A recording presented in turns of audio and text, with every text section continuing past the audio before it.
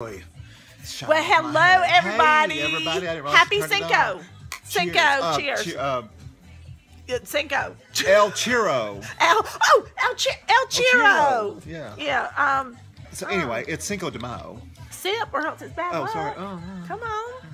So, of course, as you know, this is Southern BS. Yes. Yes. Now, Cinco in the kitchen is Peter who's cooking us some dinner. Are we blessed or what? You ain't blessed. He does not like being on the TV, but he did not. But here, hey, it's all good. Sneaking in when we can. Anyway. Okay, so it's been a while. We understand. We do, because we're busy folks. We are. This is our first official long weekend, like Friday, Saturday, Sunday. Yeah, at the lake. We're at the lake. So anyway. We've just gotten here and we've lost the other side of the lake. Right now, there's so much fog you cannot see the mainland. But that's all right with us. We got the fire going. No, we do. Look, we have a fire going. Yeah, it's getting started. We just got it started. So for all you people that are not in the north, this is amazing, right? Right. It is May the 5th, and we have a fire. Yeah. That makes me very, very happy. Anyway, so Cinco de Mayo. Okay. Happy anniversary to Billy and Daniel. Cheers again. To that, yeah. We love you both, and happy 5th on the 5th of the 5th. But they've been together longer than that. But they've been together since God was a child, but you know. There it is. And so much has happened since we've seen you. We saw, we'll go through our Broadway debut. We saw Miss Saigon, the revival. Okay, I've never seen it. I need to put my drink down. Hold on. Okay. Rachel, quit texting me while I'm trying to do this. Okay. Can we talk about Miss Saigon? I've never seen it. I knew the music, knew it back in the day. I guess didn't know it. Never seen it. If you don't know it, it's based on Madame Butterfly, the opera. But the story plays, they set it in Vietnam, which Madame Butterfly is set in Japan. In Japan during the First World War, Peter? Yes, First World War. But they set Miss Saigon in Vietnam during, obviously, the very end of the fall of Saigon. And the story plays exactly the same, but they based it on actual events. But Madame Butterfly played exactly like that, so it worked out. And I thought, I've heard about it all these years. I've heard about it, and I thought, okay. I mean, I love the opera. Love the opera. Yeah. One of my absolute favorites. I mean, just visually, it's lovely, stunning. Beautiful. So I wanted that for my birthday. This one in there got him tickets for his birthday, and said, not really sure I want to go, so take somebody else. We had great seats and a beautiful production. Beautiful seat, but oh my goodness, this production. Lovely production. And of course, they had the helicopter. That's the big thing in the show, the helicopter. Huge helicopter ride. Yeah, just come and took off. Lovely. Oh, but it was so prior good. to that, the theater event. My goodness. And I will Let's say just hold hands. Because it really was. It's in the theater. It was a beautiful production, but it was an event. It was more an event. It really was. It was not just a show. It was not a musical. It was an event. And I've never seen anything like it. I've experienced an energy in the theater that was. And what we're talking about? Hello, Dolly. Hello, Dolly. With Bette Midler. And, with Bette Midler. And 71 years old and effing amazing. And it's a hard show for her to do because she carries. It's about her and the show. The show's great, and they did a reproduction of the original show, meaning the same sets or similar sets and the exact choreography. They did Guard Champion's choreography, and some people that we know have saw it. They loved her, and they thought the show was dated, but it is what it is. I didn't think it was dated. I mean, it is. It's Hello Dolly. I've never seen it, and that's what I expected. Yeah, it is what it is. It is exactly what I wanted it to be because I'd seen the amazing, incomparable Kim Zimmer. Oh. Do the show. No, she did. Shut up, honey. Didn't. I'd never seen a live production. Blew it away. Never saw a live production before.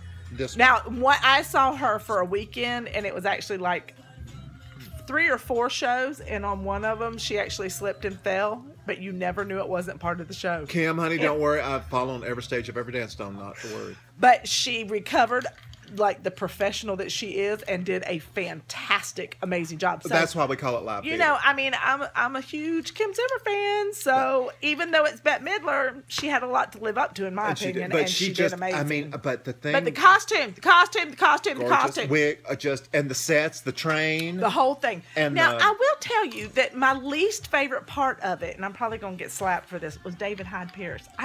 I liked him all right. Okay, I mean, I didn't think. I think the guy that played against Kim was actually better than he was. Well, I don't know, but I liked. He had his number, the two penny, the first penny. I enjoyed that. Yeah, and he had a couple of bright moments, but otherwise he was just there. It was just. I mean, it wasn't bad. I'm not saying he was bad. No. He was not bad in the role. And I will say, it was not like bad. It was not like. Because it's all about Dolly. But the other part, I will say this, that I loved, and I love her. She is probably one of the finest dancers around today. Young, coming up dancers. And I don't know if I won't say she stopped dancing because I don't want that to happen. But Melanie Moore, beautiful. She's a smart dancer. She knows she can pick up style. She can pick up choreography. She's got a body that will do anything. And him being a dancer, he knows. Oh, love her. She won So You Think You Can Dance. If you don't know her. Melanie Moore. Was she? She was the niece. She started she was so good. She was in Neverland, and I think she was a dancer in Neverland, and then she got to be one of the daughters in Fiddler as an acting role, and now she's an acting role in Dolly as the niece. I can't think of the character's name. Okay, but didn't dance, and I hate that because I would watch this girl dance all day. She's really okay. good. But can I tell you who I was so in love with? Who?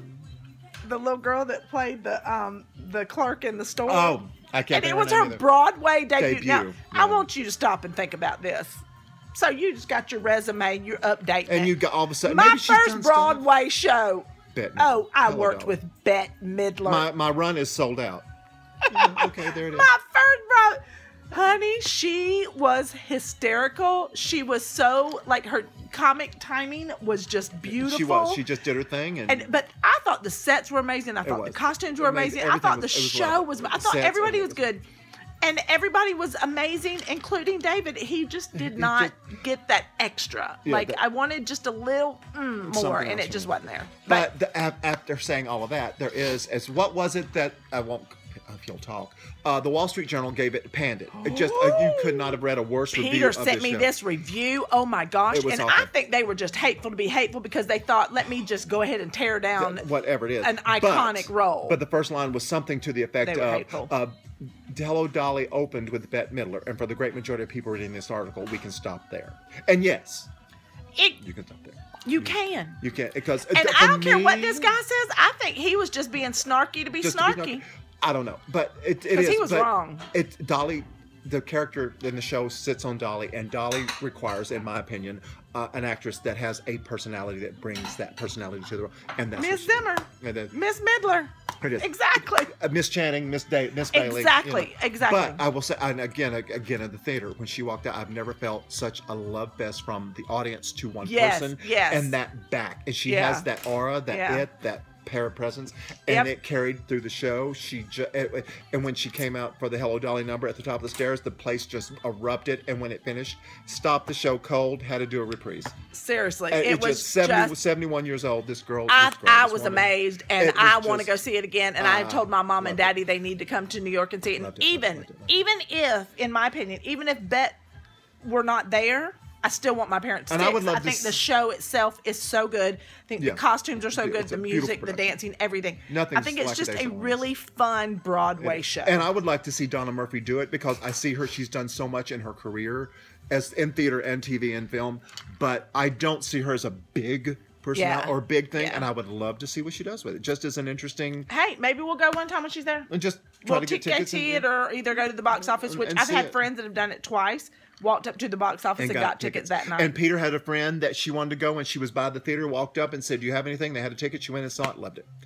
So anyway, Miss Midler, Broadway. I so we give it a two big thumbs up. And 6 stars. And, yes. 1 to 10, she gets a 12. But anyway, we're going on 10 minutes of rambling, which shockingly, I know we can do. But anyway, we just wanted to tell you, if you're in New York, go see Miss Saigon, go see Bette Midler, or even just go see Hello Dolly. But also, happy Cinco. Let me get my drink again. Hold on. It's over there.